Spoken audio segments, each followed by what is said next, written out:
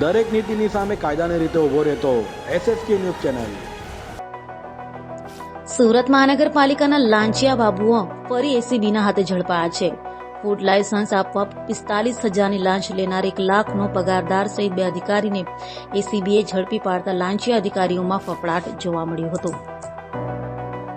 સુરત મહાનગરપાલિકાના લાંચિયા અધિકારી ફરી એસીબીના હાથે ઝડપાયા છે। શાકભાજીના વેપારી પાસેથી રાંદેર ઝોનના ફૂડ સેફ્ટી ઓફિસરે લાંચ માંગી હતી અને નાનપુરા પાલિકાની ઓફિસમાં લાંચ લેનારા ફૂડ સેફ્ટી ઓફિસર અને ક્લાર્કની ધરપકડ કરાઈ છે।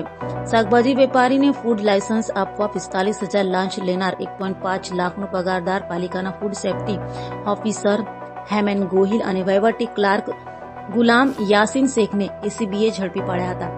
પાલિકાની નાનપુરા ઓફિસમાં જ બંને લાંચની રકમ સ્વીકારી હતી। હાલ તો એસીબીએ લાંચિયાઓને ઝડપી પાડતા અન્ય લાંચિયા બાબુઓમાં ફફડાટ વ્યાપી ગયો હતો।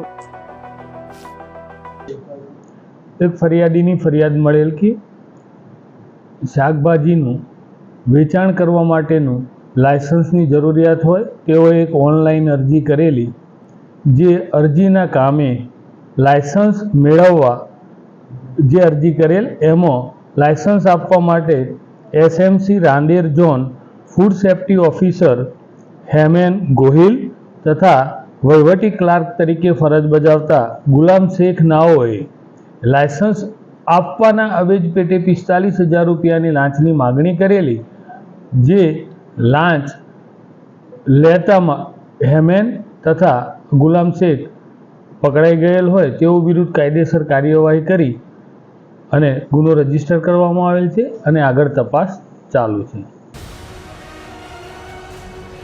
દરેક નીતિની સામે કાયદાની રીતે ઊભો રહેતો SSK ન્યૂઝ ચેનલ।